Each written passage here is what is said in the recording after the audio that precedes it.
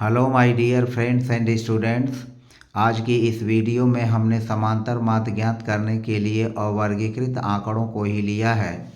और अवर्गीकृत आंकड़ों के निकालने के लिए मैंने अपने वीडियो के पार्ट 1 और पार्ट 2 जो कि समांतर माध्य से ही संबंधित है, तो समांतर माध्य से संबंधित उस वीडियो के पार्ट 1 और पार्ट 2 में मैंने अवर्गीकृत आंकड़ों का ही समांतर माध्य ज्ञात करने के बारे में चर्चा की है। और अवर्गीकृत आंकड़ों का समांतर माध्य ज्ञात करने के लिए मेरी वीडियो का पार्ट 3 है। इसके पहले आप वीडियो के पार्ट 1 और पार्ट 2 को देख करके वहां से सवालों को समझ सकते हैं। तो फिलहाल हमने वीडियो के इस पार्ट 3 में, जो कि समांतर माध्य का पार्ट 3 है, इस वीडियो में मैंने अवर्गीकृत आंकड़ों को लिया है और इस प्रकार के 2 सवालों को लेकर के मैंने कल्पित माध्य से विचलन निकाल करके और समांतर माध्य ज्ञात करने के बारे में चर्चा की है। तो फिलहाल जैसा कि आप देख रहे हैं, मेरा प्रश्न है, निम्नलिखित का समांतर माध्य ज्ञात कीजिए। पहला पद है 20, दूसरा पद है 22, तीसरा पद है 25, चौथा पद है 28, पांचवा पद है 32 और छठा पद है 36, सातवां पद है 40 और आठवां पद है 48। तो इस तरह से कुल 8 पद हैं और इन पदों को हम x से डिनोट कर सकते हैं। यानी x1 जो है 20 है, x2 22 है, x3 25 है, x4 28 है, x5 32 है, x6 जो है 36 है, x7 40 है और x8 जो 47 है। तो फिलहाल इन पदों को हम इस पद में, जो मैंने टेबल बनाया है, इस टेबल में, सारणी में हम इनको लिख सकते हैं। तो पहला पद हमने लिख लिया 20, पहला पद हो गया 20, दूसरा पद है 22, हमने दूसरा पद लिखा 22, तीसरा पद हमने लिखा 25, चौथा पद हमने लिखा 28, चौथा पद हमने लिखा 28, पांचवा पद हमने लिखा 32, जो ये पांचवा पद है, पांचवा पद हमने लिखा 32, जैसा कि आप देख रहे हैं, पांचवा पद हमने लिखा 32, छठा पद हमने लिखा 36 और सातवां पद जो कि हमारा है 40 है। सातवां पद जैसा कि आप देख रहे हैं 40 है और फिर सातवें पद के बाद जो आठवां पद है 47 है। तो आठवां पद 47 है।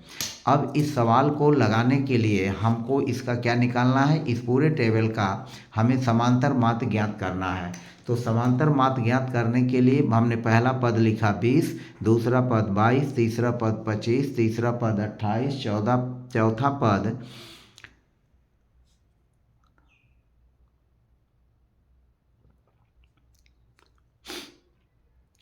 पहला पद हमने लिखा 20, दूसरा पद लिखा 22, तीसरा पद है 25, चौथा पद है 28, पांचवा पद है 32, छठा पद है 36, सातवां पद है 40 और आठवां पद जो है हमारा 47 है। तो जैसा कि आप देख सकते हैं, मैंने आठों पदों को लिखा।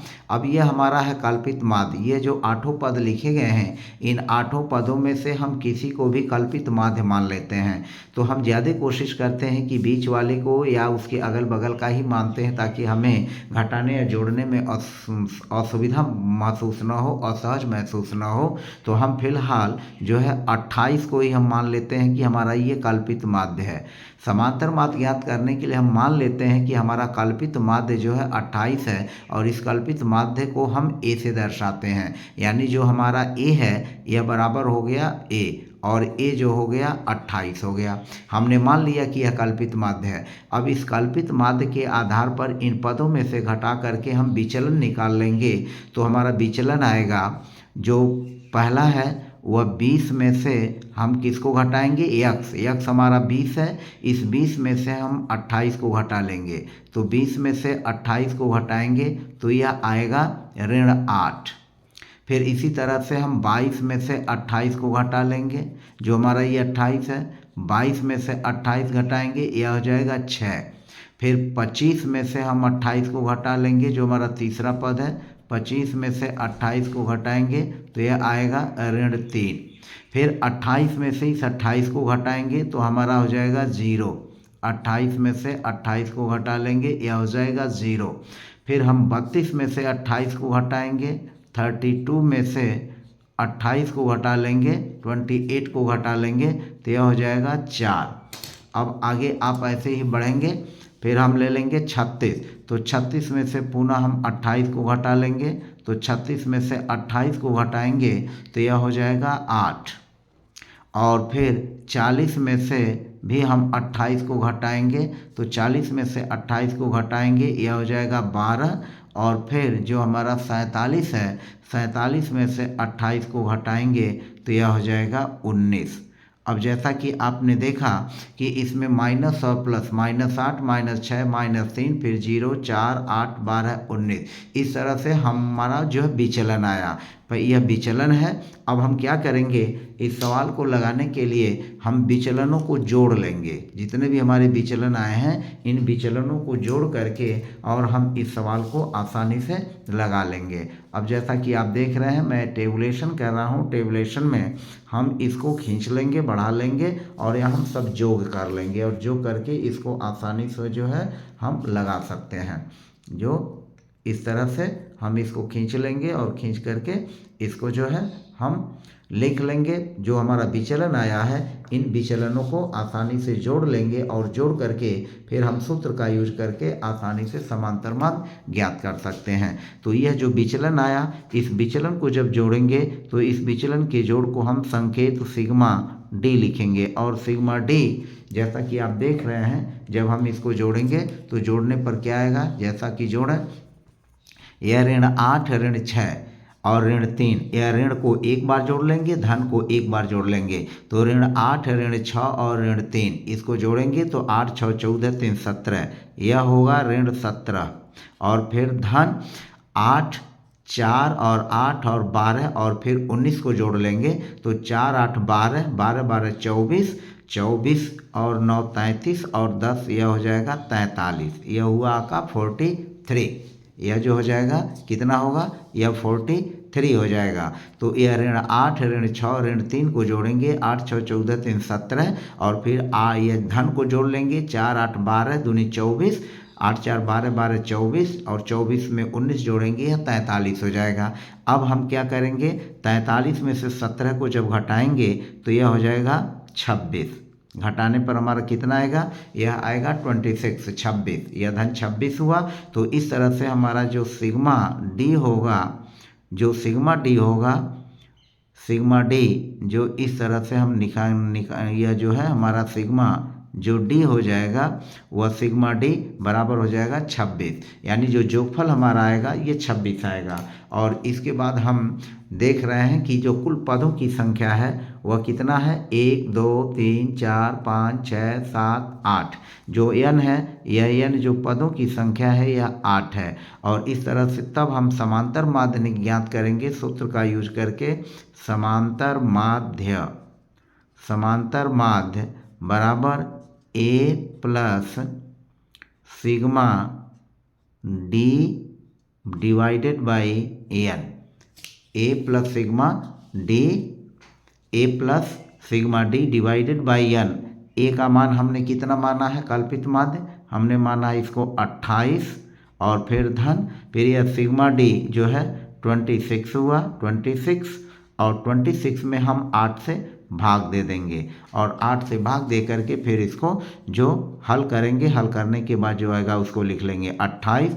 26 में 8 से भाग देंगे, 8 3 24, 8 3 24 और फिर 2 शेष बचेगा, 8 दूनी 16, फिर 4 शेष बचेगा, 8 5 40। यानी जब हम 26 में इस तरह से 8 से डिवाइड करेंगे तो यह हो जाएगा 8 3 24 और 6 में से 4 घटेगा 2, दशमलव, फिर 0, फिर यह हो जाएगा 8 दूनी 16, यह हो जाएगा 16, फिर 4, फिर 0 और फिर 8 5 40। तो इस तरह से आप देख रहे हैं कि यह भाग देने पर 3.25 आया। अब 28 में 3 को जोड़ लेंगे, यह हो जाएगा 31 और यह हो जाएगा 0.25। तो इस तरह से अवर्गीकृत आंकड़ों का हम समांतर माध्य ज्ञात करने के लिए इस सूत्र का उपयोग करके और हम समांतर माध्य ज्ञात कर लेते हैं। तो हमारा जो आंसर हुआ वह आंसर क्या हो जाएगा, आंसर होगा 31. आंसर हमारा होगा 31.25। तो इस तरह से आपने देखा कि इस प्रकार के अवर्गीकृत आंकड़ों का समांतर माध्य आप आसानी से ज्ञात कर सकते हैं। हमारा दूसरा सवाल है, अधोलिखित का समांतर माध्य ज्ञात कीजिए। पहला पद है 29, दूसरा पद है 37, तीसरा पद है 48, चौथा पद है 52, पाँचवा पद है 41, छठा पद है 36, सातवां पद है 44 और आठवां पद है 21। तो जैसा कि मैंने पहले उदाहरण में बताया, इसी तरह से हम इन पदों को लिख लेंगे। पहला पद हमारा जो है कितना है, 29 है। दूसरा पद हमारा 37 है। दूसरा पद 37 हमने यहाँ लिख लिया। पहला पद 29 लिख लिया। हमने ये टेबल बना लिया।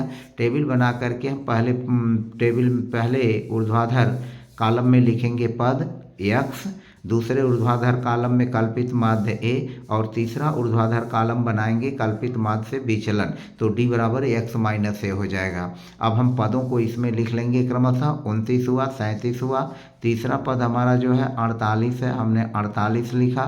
चौथा पद 52 है, हमने 52 लिख लिया। चौथा पद जो है 52 लिखा। इसी तरह हम सब पदों को लिख लेंगे। चौथा पद जो है 52 है। फिर उसके बाद पाँचवा पद 41 है। फिर छठा पद 36 है, 36। फिर सातवां पद 44 है और आठवां पद 21 है। तो आठवां पद 21 है, यानी यहाँ पदों की संख्या कुल कितनी हो गई, 1 2 3 4 5 6 7 8। यहाँ कुल पदों की संख्या हो गई 8। पदों की संख्या हुई 8। हम कल्पित माध्य इसमें मान लेते हैं कि 41 हमारा जो है कल्पित माध्य है। 41 जो है हमारा क्या है, कल्पित माध्य है। 41 हुआ कल्पित माध्य। आप जैसा कि देख रहे हैं, यह 41 हो गया कल्पित माध्य। अब हम कल्पित माध्य से विचलन निकालेंगे। तो कल्पित माध्य से विचलन निकालने के लिए 29 जो हमारा पहला पद है, इस 29 में से हम 41 को घटाएंगे। तो 29 में से जब 41 को घटाएंगे तो यह आएगा -12, -12। इसी तरह से 37 में से हम 41 को घटा लेंगे। 37 में से 41 को घटाएंगे तो ये हमारा कितना आएगा, -4 हो जाएगा, -4 हो जाएगा। 37 में से 41 घटाएंगे -4। इसी तरह से 48 में से फिर 41 को घटा लेंगे। तो 48 में से 41 को घटाएंगे तो ये हमारा आएगा -7। फिर इसी तरह से 52 में से हम 41 को घटा लेंगे तो यह आएगा -11। फिर इसी तरह से 41 में से 41 को घटाएंगे तो यह हमारा 0 हो जाएगा। फिर 36 में से 41 को घटाएंगे, 36 में से 41 को घटाएंगे -5 होगा। फिर 44 में से यह जो पद है, 44 में से हम फिर 41 को घटाएंगे तो 44 में से 41 को घटाएंगे -3 होगा, -3 होगा।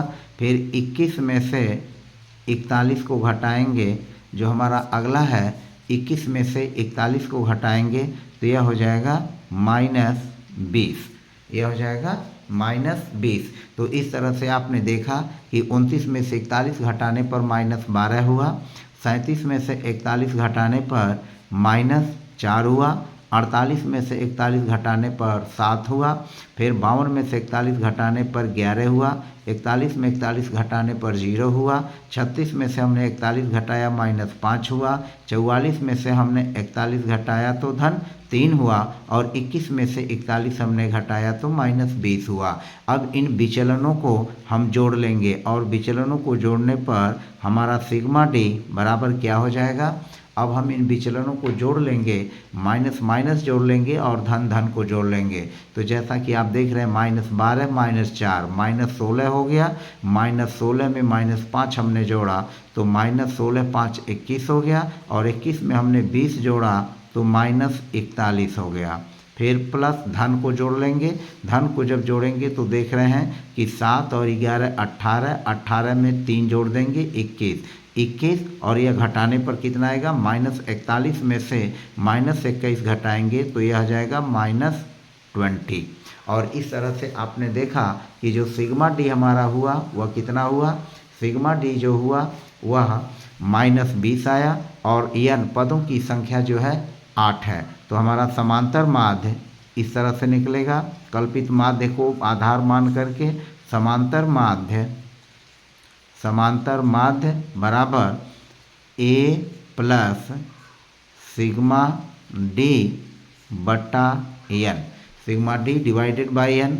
ए का मान जो हमने कल्पित माध्य माना है वह 41 माना है, हम लिखेंगे 41 प्लस सिग्मा डी का मान हुआ -20 बटा हम पदों की संख्या है 8, हम इस 8 से इसको भाग कर लेंगे। अब हम क्या करेंगे, अगेन 41 यह धन का गुणा ऋण में हो जाएगा, यह ऋण हो जाएगा और 20 में हम 8 से भाग देंगे तो 8 दूनी 16 और 4 8 पच्चे 20, 2.5 यानी 2.50 होगा। अब 41 में से जब हम 2 5 घटाएंगे तो जैसा कि आप समझ रहे हैं 0.50 हो जाएगा और फिर यह हो जाएगा 38 यानी 38.25 हमारा जो होगा इस श्रेणी का अवर्गीकृत आंकड़े का समांतर माध्य होगा। तो जैसा कि आपने देखा, हमने अवर्गीकृत आंकड़ों का समांतर माध्य ज्ञात करने के लिए कल्पित माध्य से विचलन निकाल करके हमने जो है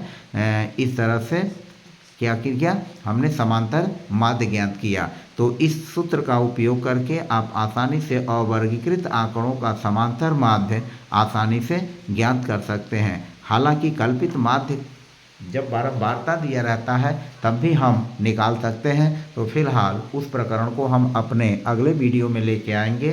तब तक के लिए आप मेरा वीडियो देखने के लिए आप सबको बहुत बहुत धन्यवाद। यदि चैनल पर नए हैं तो चैनल को सब्सक्राइब करना न भूलें, बेल आइकन को प्रेस करना न भूलें, लाइक अवश्य करें और फिर कमेंट करें, जिससे मुझे वीडियो को उत्तरोत्तर सुधार करने में और उस कमेंट के माध्यम से मुझे अन्य चीज़ों के बारे में जानकारी हो सके। तो फिलहाल आज की वीडियो में बस इतना ही, शेष अगले वीडियो में, तब तक के लिए धन्यवाद।